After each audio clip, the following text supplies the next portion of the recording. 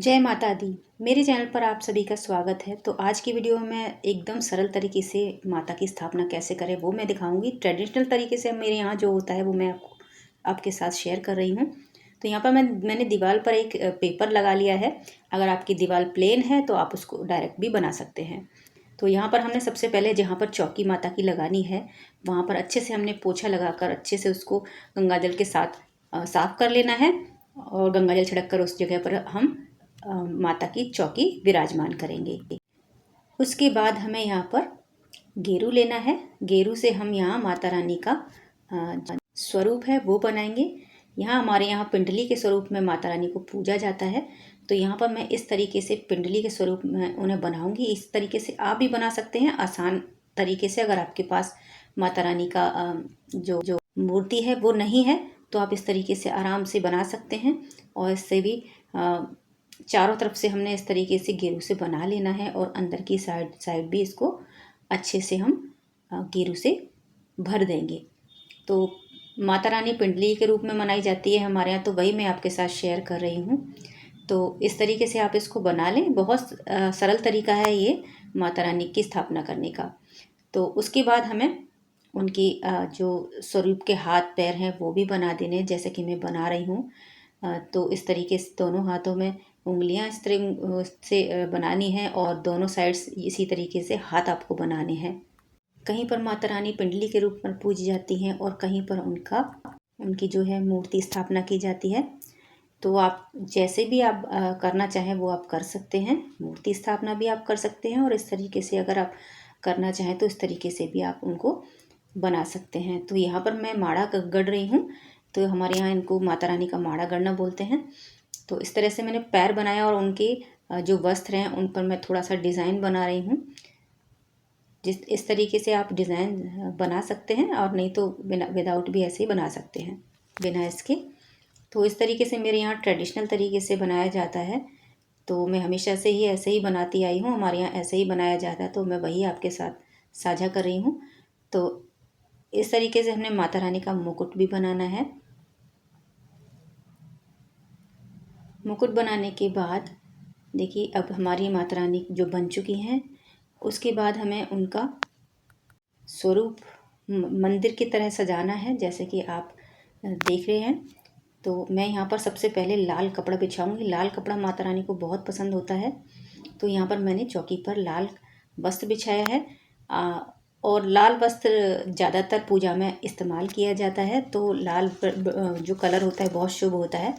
तो इस तरीके से मैंने लाल वस्त्र पहनाने के बाद यहाँ पर फूल माला अर्पित की है। अगर आपके पास ओरिजिनल माला है तो वो भी लगा सकते हैं। सजावट के तौर पर आप इस तरह की माला भी लगा सकते हैं। तो इस तरीके से माला लगा देंगे। इसके बाद माता रानी की जो मैंने यहाँ पर रोली ली है, माता रानी के हाथों में हम रोली लगाएंगे और थोड़ी सी डिज़ाइन हमने रोली से भी उनके वस्त्र पर बना देनी है।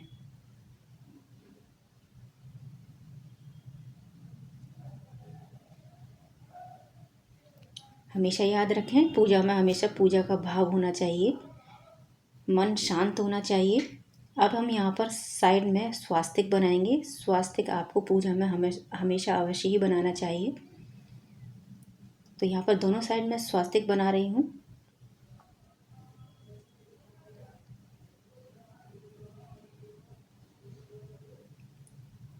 स्वास्तिक बनाने के बाद हमने इसके माता रानी जो हमने बनाई है उनको हमने आँख रूपी काजल लगाना है। इस तरीके से जैसे मैं लगा रही हूँ तो हम उनकी आँखें काजल स्वरूप में बनाएंगे और मैं उनका जो मुंह है वो रोली से बनाऊंगी इस तरह से।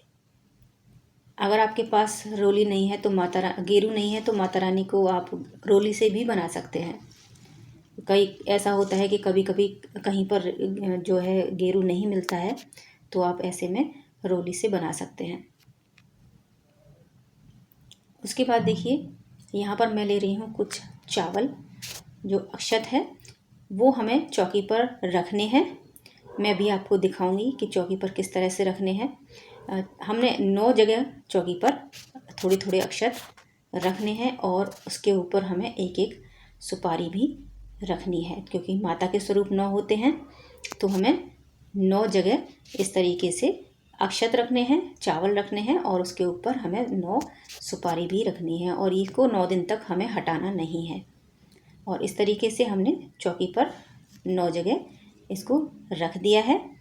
उसके बाद हम जब हमारा ये पूरा हो जाएगा, उसके बाद हमने अब कलश की स्थापना करनी है और ज्वारे की बोने हैं। तो मैंने इस तरह से मिट्टी में ज्वारे बो दिए हैं और उसके बाद हमने थोड़े से चावल लेकर वहाँ पर ज्वारों को रख देना है और उसके ऊपर हमें कलश स्थापना करनी है। कलश स्थापना आपको शुद्ध जल से करनी है। उसमें 1 रुपया हल्दी और चावल ज़रूर डाल के रखें और थोड़ा सा गंगा जल उसमें ज़रूर से डालें।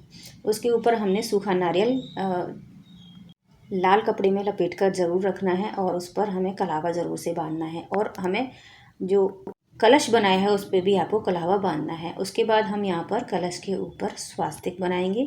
कलश पर स्वास्तिक अवश्य ही बनाएं क्योंकि ये पूजा का होता है, इसलिए। तो यहाँ पर हमने स्वास्तिक बनाया है कलश पर। जैसे हमने ऊपर स्वास्तिक बनाया है सेम उसी तरीके से हमने स्वास्तिक कलश पर भी बना देना है।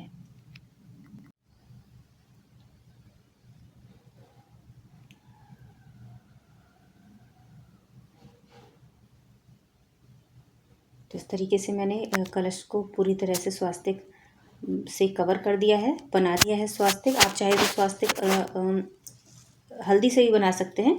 अगर रोली से नहीं बना रहे हैं तो आप हल्दी से भी बना सकते हैं। माता रानी का स्वरूप भी आप हल्दी से भी बना सकते हैं। तो चलिए आगे बढ़ते हैं। अब हमें यहाँ पर सबसे पहले क्या करना है, सबसे पहले हम यहाँ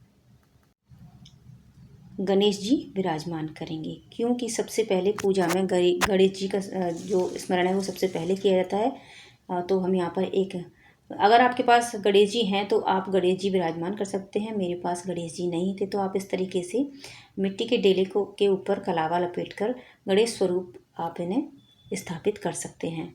तो इस तरीके से मैंने इनको स्थापित कर दिया है। और उसके बाद हम यहाँ पर पान और सुपारी माता जी के लिए रखेंगे। उसके बाद हम जल रखेंगे उनके लिए और उसके बाद मैं यहाँ पर रखूँगी उनके भोग के लिए। जो भी भोग प्रसाद आपने बनाया है वो आपको रखना है, फल फलादि आपको रखनी है।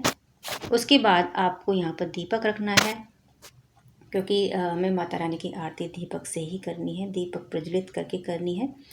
तो उसके लिए यहाँ पर दीपक रखना है। और सबसे इम्पोर्टेंट बात है वो ये कि माता रानी के पूजा में अग्यारी ज़रूर से होती है। तो मैंने यहाँ पर अग्यारी ले ली है, जिसमें लौंग, गुगुल, सामग्री और कपूर ये सब कुछ मैंने मिक्स किया हुआ और इसको घी के साथ मिलाया हुआ है। और इसको हम एक दीपक में रख लेंगे। आप चाहे बड़े पात्र में भी इसको रख सकते हैं।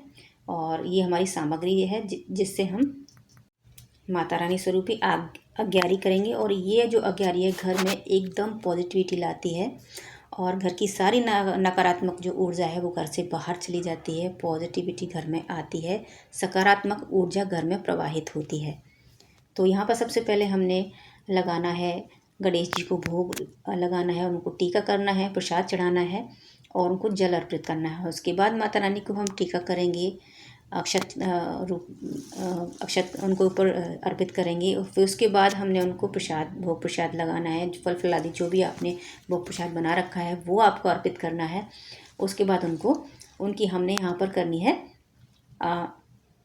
दुर्गा चालीसा की जो पाठ है, जो भी आप जो दुर्गा चालीसा का पाठ करते हैं वो आप करिएगा। जो आरती करते हैं वो आपको करना है। तो दुर्गा चालीसा पाठ करने से पहले मैं यहाँ पर दीपक प्रज्वलित कर लूँगी। तो दीपक प्रज्वलित करने के बाद माता रानी की जो आरती है वो हम करेंगे और साथ के साथ हम सामग्री जो हमने तैयार की थी और उसको भी प्रज्वलित करेंगे। उसमें आप कपूर ज़रूर से डालिएगा। कई बार होता है कि सामग्री पूरी तरह से नहीं जल पाती है, तो आप ऐसा करें कपूर को अच्छे से जो उसका चूरा बनाकर उसे चारों तरफ छिड़क दें। अग्यारी में, जिससे वो अच्छे से जो भस्म हो जाती है, तो आपकी पूरी अग्यारी अच्छे से भस्म होगी और माता रानी को अर्पित होगी। तो चलिए फिर उनको जल अर्पित करते हैं। जो भी आपने भोग प्रसाद बनाया है वो इस अग्यारी में भी अर्पित करते हैं और उनको जल अर्पित करते हैं। उसके बाद हम माता रानी की आरती गाते हैं। जो भी आरती आपके यहाँ होती है वो आप गा सकते हैं। तो यहाँ पर हम माता रानी की आरती गाएंगे और आरती गाने के बाद माता रानी को हम ढोक देंगे, उनको प्रणाम करेंगे, उनको नमस्कार करेंगे और भूल चूक के लिए उनसे हम माफ़ी मांगेंगे। हे माता रानी, हमसे जो कुछ भी भूल चूक हुई है उसके लिए हमें क्षमा करना। और अंत में हम उनके लिए जो पान का है बीड़ा बनाकर उसे हम अग्यारी में अर्पित ज़रूर से करेंगे। तो माता रानी को पान का बीड़ा बहुत पसंद होता है, तो हम उसमें एक लौंग लगाकर बीड़ा स्वरूप ही उन्हें अर्पित करेंगे, अग्यारी में उसको चढ़ा देंगे। तो इस तरीके से हमारी जो पूजा है वो संपन्न होती है। आप इस तरीके से सरल पूजा विधि घर में कर सकते हैं और आप सब घर में अगर समस्त जन आप मिलकर इस पूजा को करते हैं तो घर में धन धान्य की कमी नहीं होती है और नकारात्मक ऊर्जा वो बाहर जाती है। और जो भी आपने अग्यारी है उसको लेकर पूरे घर में इसको घुमाना है, जिससे हमारे पूरे घर में इसका संचार हो और जितनी भी नेगेटिव एनर्जी है हमारे घर में वो घर से बाहर चली जाए। लास्ट में हम माता रानी को नमन करेंगे और भूल चूक के लिए माफ़ी मांगते हुए हम अपनी पूजा संपन्न करेंगे। और आपको ये जो तरीका कैसा लगा मुझे ज़रूर से बताइएगा। मिलती हूँ नेक्स्ट वीडियो में।